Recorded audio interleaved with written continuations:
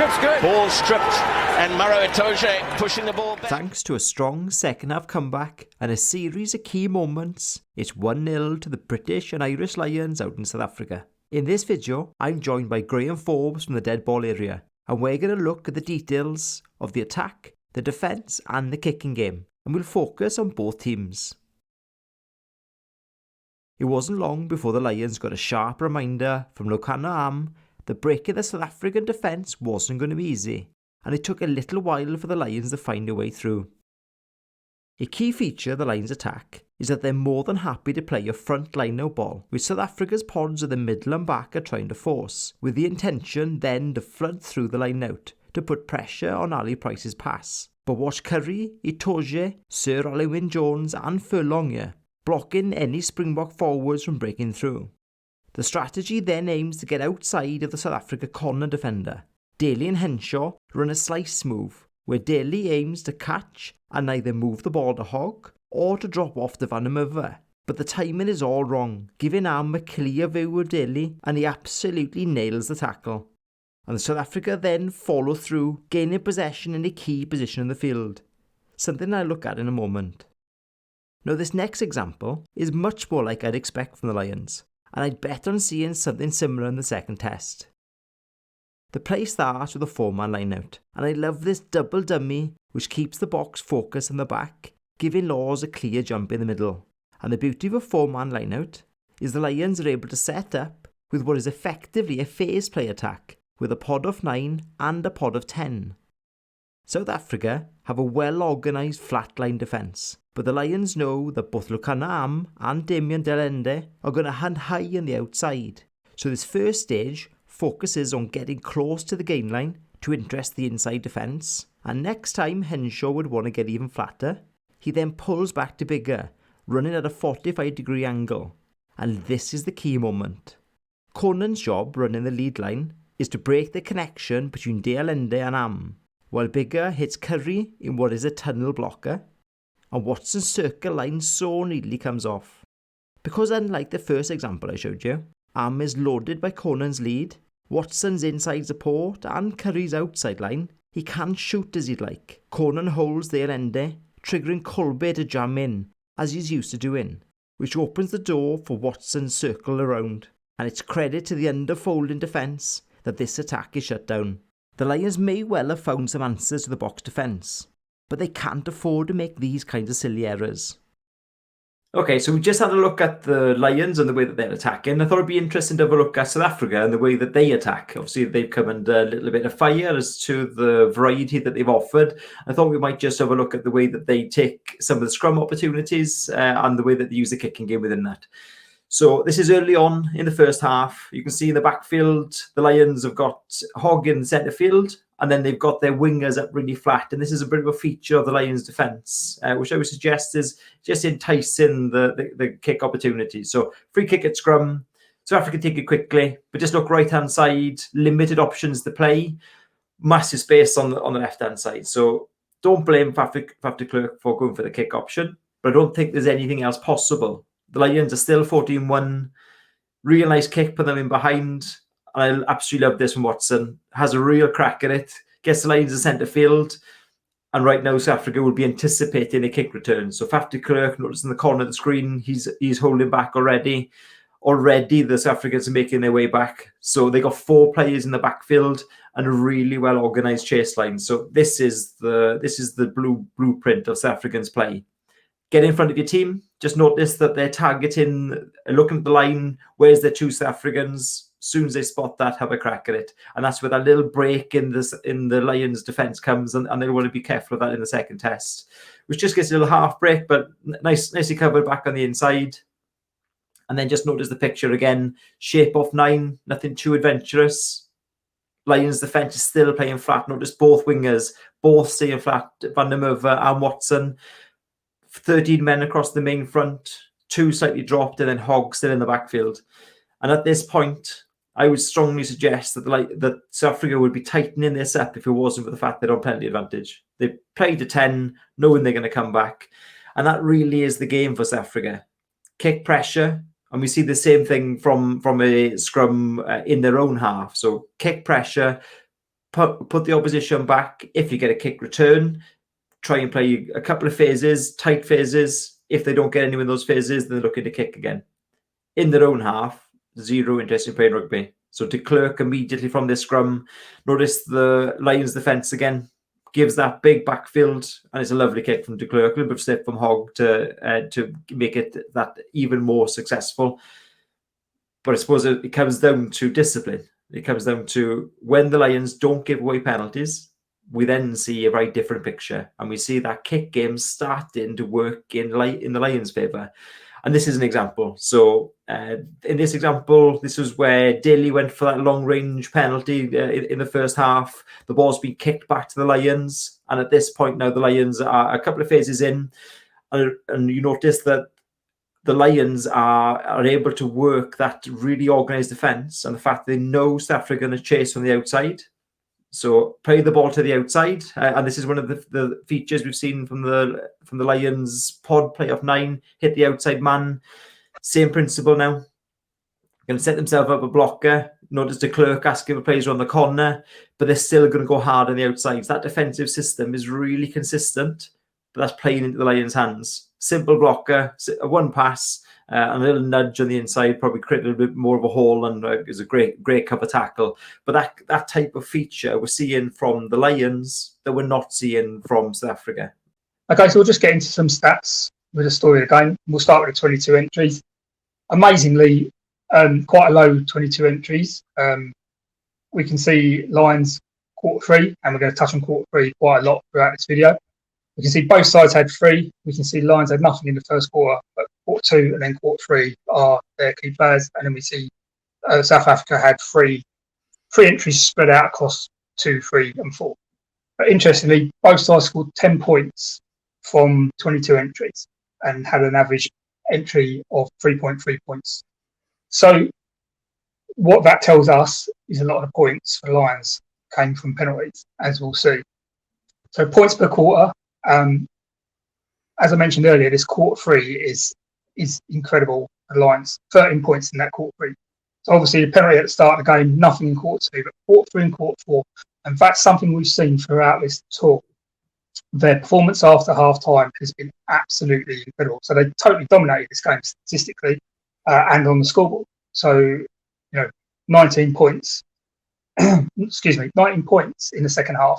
13 points in quarter 3. We'll also see the penalty count shoot through the roof for South Africa in quarter 3 as well. So quarter 3 has been a real target for the Lions throughout this tour. In every game they've played, they've really dominated after half time. So there we can see. So Lions struggled in the first 2 quarters. Yes, seven penalties. But look at that quarter 3. 0 penalties. South Africa up to 6.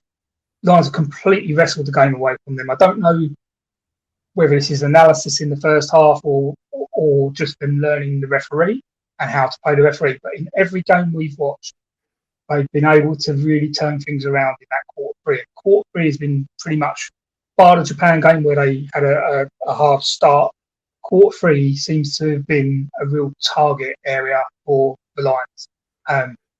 And it's something we've always talked about in rugby, winning straight after half time. But they've dominated quarter 3 throughout this tour, and then just kind of put the icing on the cake with quarter 4. Yeah, and with the penalties in particular, it's such a key area, isn't it? That we touched on the South African attack, that they're looking at territory, they're then looking at pinning the opposition back and winning penalties in kickable positions. That's fine if you win in penalties, but you can see there in that quarter, the fact the Lions haven't conceded any penalties, that's 20 minutes where the Lions are able to go back against that, and then their own kick game then pairing with that. So going contestable with kicks. All of a sudden, the South African game plan becomes pretty limited, and it's difficult to see their way out of it until they start to explore a little bit with the way they play. Yeah, exactly. If you're going to play a territory game, if you're going to kick for territory and then apply pressure, you're looking at, you're looking to generate, whatever you say, you're looking to generate penalties, and you might kick for the corner, or you might kick for goal from that. And in that quarter 3, we saw they're just unable to get a foothold in the game. And just the Lions are stressing them on defence specifically. We can see there's 11 penalties from defence. That's a huge amount. And we mentioned earlier in in the tour that you want to try and be under 10 penalties if possible. We can see South Africa way into double digits here. It's not a nice picture for them, and conceding 11 on defence is not great. It just means the Lions were able to just build momentum when they wanted to, and especially in that quarter three, and just pull the game away from them. So massive spike in penalties, massive spike in tackles for South Africa, massive spike in points for the Lions. Quarter three, all the way through this tour, has just been it for South Africa. So picking up on what Graham's just mentioned about the third quarter and how integral that is for the Lions, this is a really good example of it. So in the first half, the kick game, a little bit longer, not necessarily kicking to compete. This is an absolute Peter Price. Van der Merwe gets a hand to it, and then star of the show for me, Courtney Laws, what a game you had. Makes 25, 30 metres, beats a couple of tacklers, and gets into a really good position. But notice that South African defence again. Shooting on the outside, the Lions have immediately gone to width. And this is from kick chase. So they're already planning for that space to be there. And I think that's a blueprint for the Lions going into the second test. If they can get the ball back from that transition, get to the edge, but notice it's the 5 metre line. And what the 5 metre line does is allow them to attack both right and left. Shape off 9, because they're now thinking about that South African defence, where he wants to defend, 13 channel. So now they're playing to a 40 metre ruck. So it means that the South African defence now has to split in 2. Naturally, they'll want to play to a 9 shape again, because they don't want to play that 13 channel quite yet. And at this point, this is time to move the ball. So 13 channels now is exposed, 1 tunnel ball, and immediately they're into that space on the outside. And notice that we then got the big forwards, Conan on the outside. You can think about Falatau potentially given opportunity on the weekend coming into that kind of space. I think those kind of ball carriers, I'd love to see Curry in that outside space. I think he did really well chasing box kicks. I'd love to see him get the ball in his hands in those outside spaces. So that for me is, in that third quarter, that's a huge difference. Kicking to compete, when they get to compete, is immediately trying to get the ball to width, cut into the South African defence, and then get to width again when they get to a 50 or 60 metre ruck. And I think it's something we'll see more of this Saturday. Yeah, I just want to go back to illustrate exactly how much bigger runs the show here, how integral he is to the Lions' attack. Everything is from bigger here. You can see him watch how he just dominates the 2 pod systems. He's telling this pod what to do. He then tells the next pod what to do. And then when it's time to play, it just all comes through bigger. It's just fantastic. You can see him there just talking behind, see him there indicating what needs to be done. Just set up, we're going to carry again, because we don't have the space. So they carry, and now he's ready. He knows there's space there. He knows it's time to go. And it's all from big. And that's why he's the starting 10. Because he understands this game plan. He can run this game plan probably like no other 10 in that squad can. Mm-hmm. Fantastic play. Yeah, totally agree. I think he's a player who's really come into his own over the last 18 months or so in particular. And the confidence he's playing within the game plan is great to see. I thought Farrell coming on and as a 12 option was actually really exciting to see. And Harris coming in at 13 in the second test, really pleased for him. I think he'll add a real extra dimension in that 13 shirt this week. With then seeing Farrell potentially at 12 and Bigger at 10, that's a great backline split. I think the Lions are spoiled for choice there. Yeah, and I don't think it's probably a 10-12 combination we couldn't have had 2 years ago. Mm-hmm. But Bigger's skill set has just accelerated unbelievably in the last 2 seasons. He's attacking the line, but his passing game was always good. It tended to be a short passing game, but now he's hitting those wide passes. His distribution is so fast through the hands. And if you've got a passer like him and a passer like Farrell, who can just, they're possibly the best 2 passing 10s in the Northern Hemisphere. They can just interchange, and that ball can find its target really well. They can hit short runners, they can hit wide runners, and the possibility of them to, playing 10-12 in the end of that third quarter, throughout that fourth quarter is really quite exciting. Yeah, definitely. Yeah, they're right up there. They both players are the top of their game, and pretty exciting going into this Saturday. As previously, I'm going to focus on defence, and I've got 2 clips lined up.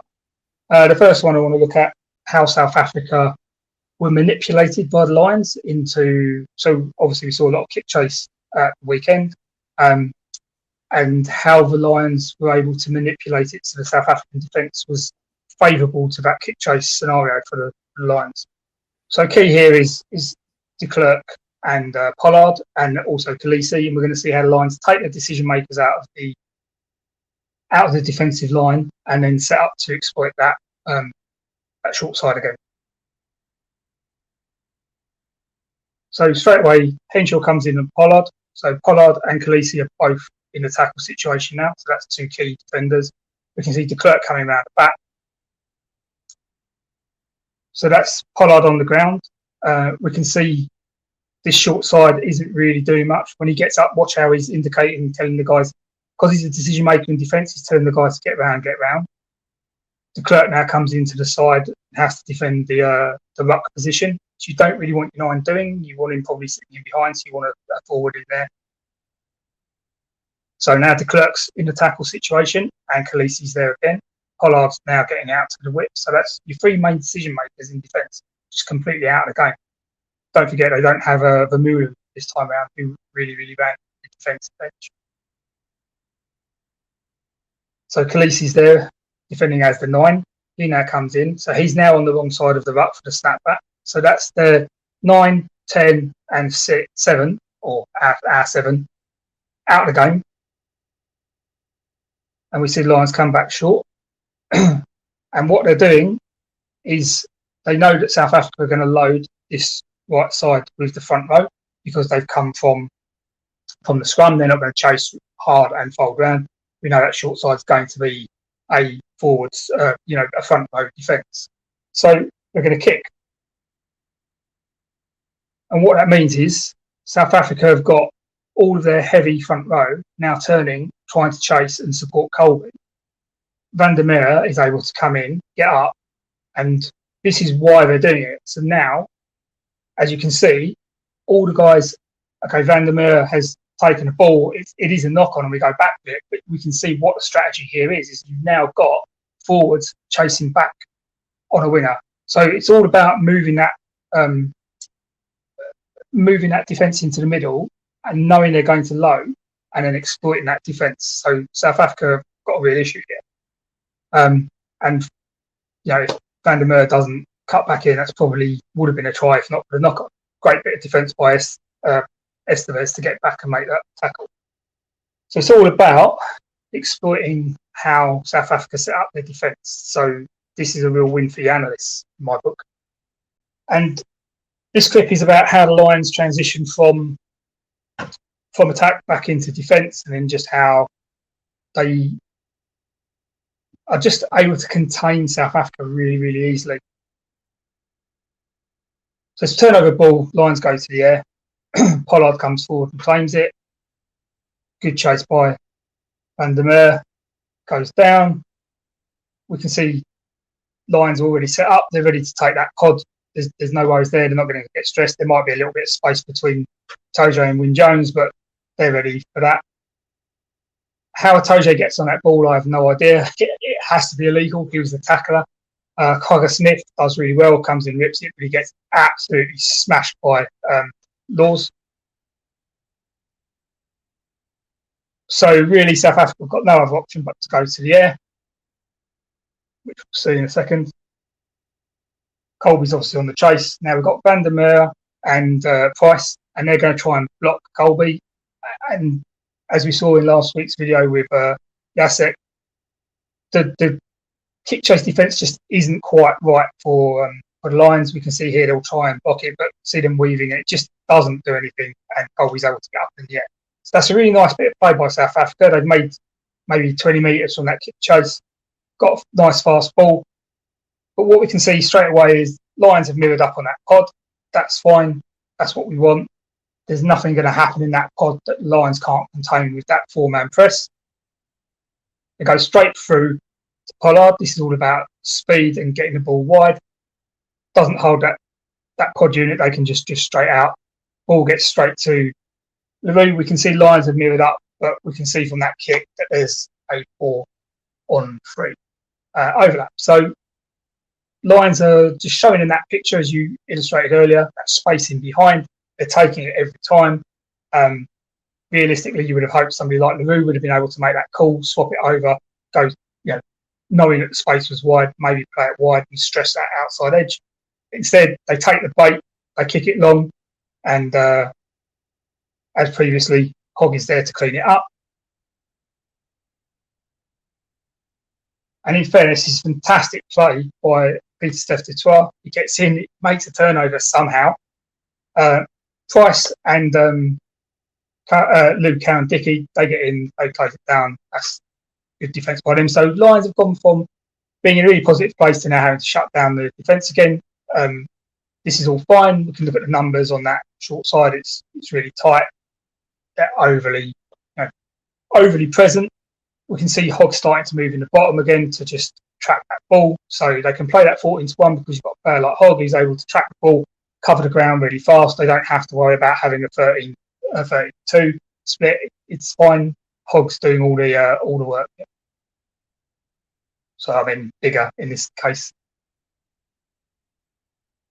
Split defence. Lions are just able to take this every time. There's just nothing from South Africa there. The Lions are able to. It's not even a hard press. It's just 2-3 pace off the line, able to shut that down. There's just really nothing stressing the Lions' defence here. It's just constantly in control, constantly able to just mirror up. They're not stressed at the ruck. There's no obvious options at 9 and at ruck and 9. Just again, mirror defence. There's no pod there, so they don't have to worry about anything coming out back. LaRue's not a real option, and not a real option there. So again, they can just play what's coming. Daly can come in. You can see there, Daly's trying to keep him up off the ground. We've flagged that up a few times in videos before. Just this active policy of keeping people up. Obviously, if you can create a maul, you've got a chance for turnover, but this also allows the Lions to reset on defence. Goes out the back again. So again, we can see there's nothing here. LaRue's not going to pass. He's just going to go into contact. So Price doesn't have to worry about Am. He can just come in and he can attack. So he goes in. Really nice, simple defence. You can see all the way through this. They're never stressed. They're always in complete control. They're able to fold. They're able to just hold those inside channels, like the 9 ruck in transition. It's just really, really simple play. Again, you can see here we've got 6 Lion defenders against 2 attackers, and they're not chasing hard, so they're not having to over chase to make sure this is not a panic chase. This is just the natural flow of the Lions' defence folding under, gets them numbers up in defence, and that allows Toje to just wait, hold off, and then when he sees the clerk going down for the ball, he's able to come through, play it, and we get the turnover. Okay, thanks for that, Graham. So really cool insight into the defensive play from both teams. And now leading into Saturday. For me, there's probably a couple of areas very similar to last week that I think are going to be hugely important this Saturday. One of them being the set piece. And we've seen the battle at Scrum, and there's been plenty said this week and plenty tweeted about different Scrum profiles. I think we're going to see a real battle there again. And the team that's able to come out on top of that is going to have a huge influence on their territory. Line out the same. A couple of line-outs lost by the Lions with Luke Cowan-Dickey, maybe not quite on song with a couple of throws. I think that's an area, that, particularly then with the driving maul, the Lions will really want to get some ascendancy. And South Africa in the same vein. I can see them try to drive off shorten line-outs, drive a 5-man line-out to try and win penalties to get their field position. And the other massive area will be that shift the Lions went into in the second half, which is the aerial battle. So balancing their kick long with Conor Murray starting, fantastic box kicker, can pretty accurately place it for contest. I think the team that is able to manage that possession and then retain possession from their own kicks, that'll have a huge influence on their ability to then get into point scoring positions. Graham, what about yourself? What do you see as the big talking points? Yeah, I largely agree with you. I think the kicking strategy of both sides will largely define who wins the game. I think South Africa got it wrong. I think the Lions baited them, as we saw earlier, and they played straight into their hands. So I expect them to not take that bait this time and play a little bit more to the air and compete. I And then I just think South Africa need to adapt a little bit more on the fly. Discipline as well is a huge thing. If South Africa can't get a control on that discipline, they're just not going to be in the game. You can't give 22 points from penalties. You know, all the Lions' points came from penalties. You cannot give 22 points on penalties and expect to be in it at the end of the game. So discipline for the Springboks is absolutely key. The Lions, I think it's going to be pretty much more the same. I think Bigger getting injured scuppered their last quarter strategy. And I think that's really interesting. What we're seeing from the Lions is clearly they've clearly got strategies for segments of the game, and that's really visible where it hasn't obviously been so visible with other teams. And I think that final 20 minutes, 25 minutes, where we expect to see Farrell come on, I think and Price coming in, I think we could see quite a significant shift in strategy of ball in hand. I think they'll be wanting to retain the ball at that stage and frustrate South Africa. So I think discipline and then that final 20 strategy is going to be key.